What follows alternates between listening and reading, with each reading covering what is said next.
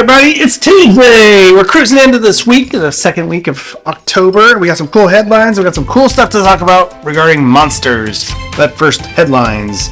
A new study finds mammals, including cats, can glow in the dark. Cats already have enough privilege and attitude. They don't need to glow in the dark as well, like some superpower. Jeez. That's weird. Mammals can glow in the dark? It seems odd. Yeah, I don't know. Anyway. Beetlejuice returns to theaters for 35th anniversary. There's a lot of movies coming back to the theaters for their anniversaries. Beetlejuice is good, but, watch it in the theater, watch it at home. It's not a spectacle, but okay, whatever. The sound is good. What we really want to see, though, if we're on this kick of bringing movies back, we should do they don't land on the same time, but you do double feature each way. Alien and Aliens. Double feature. You gotta watch them back to back. And one's on the anniversary of the Alien movie, and one's on the anniversary of the Aliens movie. That I would go see in the theaters, because I did not see either one of those in the theaters. Well, Alien came out when I was pretty young. Aliens, when I was a little bit older, but still didn't go see that one. That would be good. Aliens in the theaters on their anniversaries. Come on now. All right, moving right along. Sherlock Holmes 3. Release, cast, and everything we know. Yes, they're making a third one of these, which is actually pretty cool. These two movies didn't really get a ton of fanfare when they came out.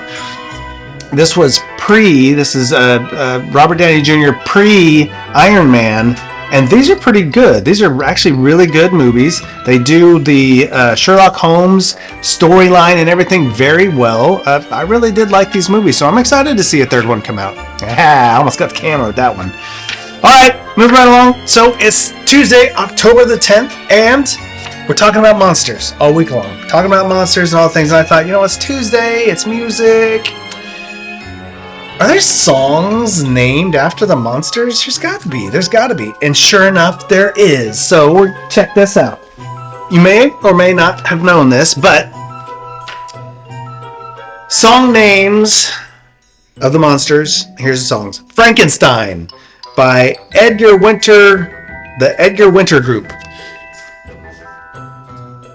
Yeah, see, you knew that tune, right? You knew that tune. Everybody knows that tune.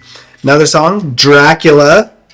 Actually, this one was called Dragula, but it was Dracula. Rob Zombie. Yeah, everybody knows that one as well. Right, moving right along. This one's not exactly the name, but it's called Mummy Dust by Ghost. It's actually a pretty cool heavy metal riff. See, pretty cool. Of course, this isn't just the name, but it's right on the nose, telling the story. Werewolves in London by Warren Zevon. Yeah. Very cool. See, I'm telling you, man, these monsters live in our brains, and they just permeate everything, including our music. Now, I thought, well, how many songs just have the name Monster in it? So I looked it up. Holy crap, listen to this. These are all so the title of the song is just Monster. It's not Monster anything. There's no other words, just the title. Monster is the name of the song. Now, they talk about different things, obviously, but listen to the number of artists. This isn't all of them, by the way. This is just the well-known ones. Number of artists that have a song called Monster. James Blunt, Eminem, Lady Gaga, Skillet, Imagine Dragons, Kanye West, Shinedown, Disturbed, The Weeknd, and Steppenwolf. Steppenwolf's my favorite. They're a good band. But they don't get as much fanfare as they should. I've used fanfare twice in the same episode, and I never say that word. They don't get as much attention as they should, considering they were really, really good music in the 70s. But that's a lot of artists. And then if you go, search all the bands, it's like every single band almost has a song called Monster in it. So we get why Halloween's such a big deal and all these monsters. And it's pretty cool. So there's a lot of good music, just that you could add to your Halloween playlist and play some cool Halloween music, like that song "Bark at the Moon" by Ozzy Osbourne. It's actually a pretty catchy tune. You probably hear that now in the grocery store. You're walking through the grocery store during the Halloween season, you might hear that on the radio. Yeah, it's weird how old songs become when that song came out, it's like, oh, that's the devil's music, and now it's like, oh, that's elevator music. No, it's totally fine. Anyway, all right, guys, have a great Tuesday. We'll just move right along to, the steampunk and the witch and the Kimberlina. It's creepy season, scary stuff season, all over again. So here's our steampunky dude with, I don't know what's going on. Just still busy down here doing all this work in this dungeon. And look at you, sitting around doing nothing as usual.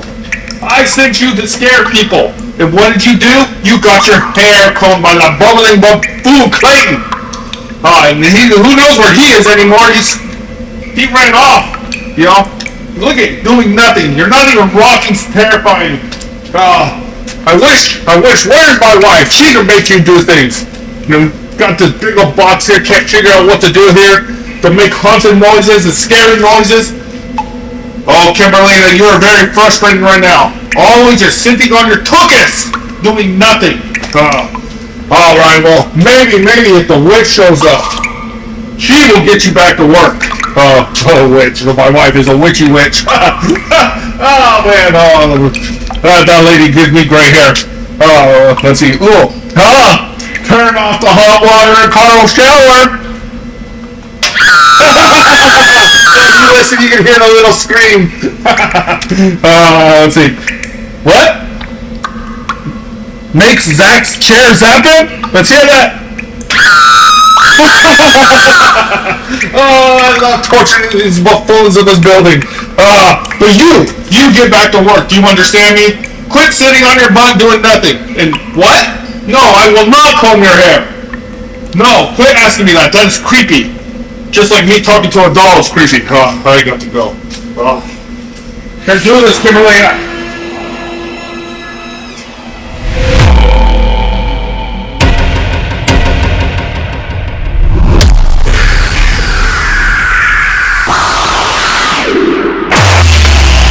Yeah, creepy. Him and the Kimberlina, they have weird attachments, and I don't know. Anyway, she's the boss.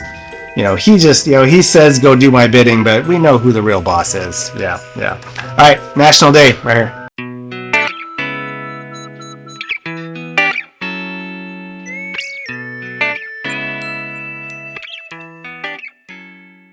Morning, everybody. Here we are, Tuesday. Yes, just Tuesday. I've been looking for some really good stuff, but there was one day that had 16 things. Not one of them was exciting. And then you have some days there was only a couple. But I'm trying my bestest. But today on 10/10, the National Day of Tuesday is Take a Walk to a Park Day. On a Tuesday, we might be able to do that. Take a walk to a park and clean a park. Just go to a park. Do something in the park. Go have lunch in the park. I think considered across the street as a park, right? It's the courthouse park. Some of you walk by Reseda Park when you get off the bus because you like to have a walk. You have a neighborhood park. I walk the dog around through the area and around through the park. It's really cool right now because a lot of kids are out there practicing, soccer and a little bit of t-ball, some of them. So it's kind of cool.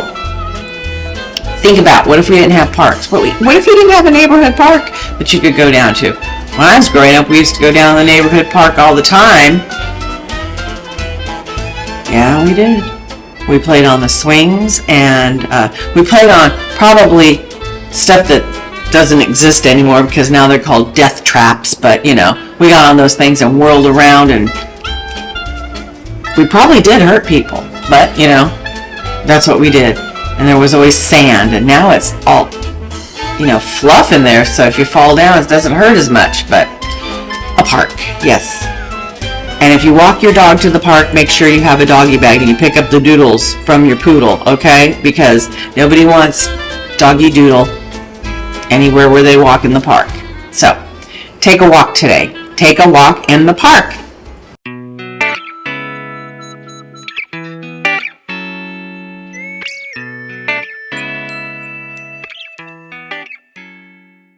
Very good, cruising on along with the Back in the Bearded Past with Zach.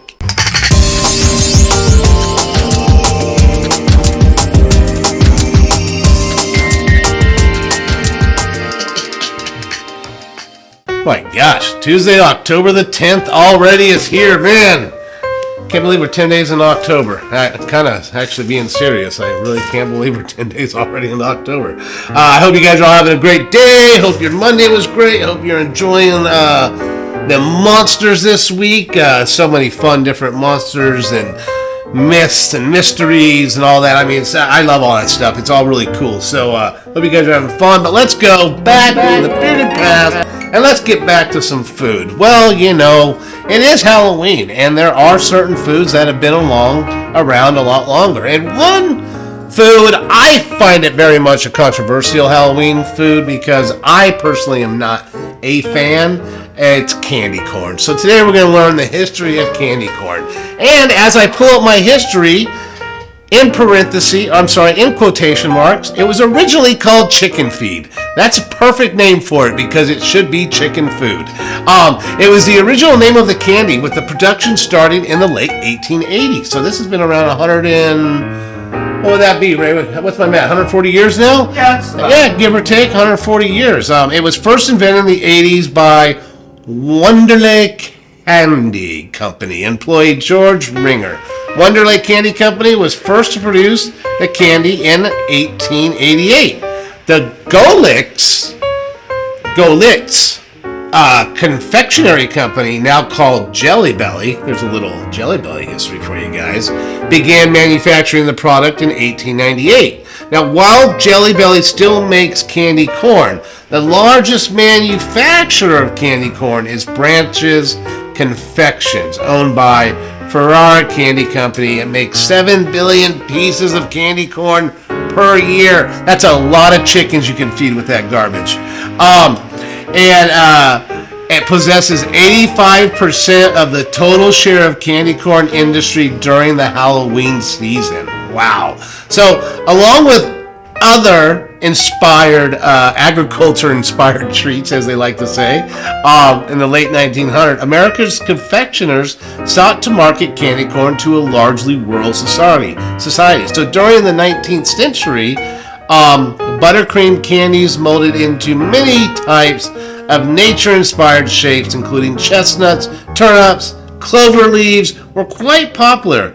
But what made candy corn stand out was its bright and iconic tricolor layering. Although it is currently the most popular in the fall, candy corn was not always associated with the fall and Halloween season. That's the only time I ever think about it, and I always think about how disgusting it is. But the funny part is for the first half of the 20th century, candy corn was well known penny candy or bulk confectionery, and it was advertised as an affordable and popular treat that could be eaten year-round and fed to your chickens. Candy corn developed into a fall and Halloween staple in the 1950s when people began to hand out individually wrapped candy to trick-or-treaters. Now, I bet you a lot of that had to do with the invention of television, radio, and advertisement as well. Propaganda plays a big play, and a way a lot of our products from many years ago have now been introduced into what we're doing today. The harvest-themed colors and increased, here we go, advertising in October also helps candy corn become a fall staple. The National Confectioners Association has deemed October 30th, the day before Halloween, National Candy Corn Day. You guys, for those of you who love the chicken feed, keep enjoying it. For those of us who don't, we're going to feed it to our chickens. But you know what? The history is really funny. And once again, if you notice, this was made just because it was an invention and it was made. Advertisement and the American media has now made it a Halloween candy. Enjoy. Bye.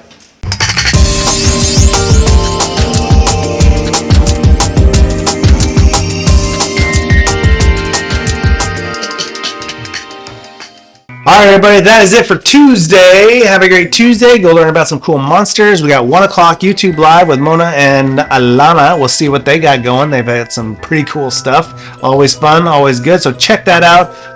For the morning routine, we'll see you tomorrow, Wednesday, right here on the morning routine.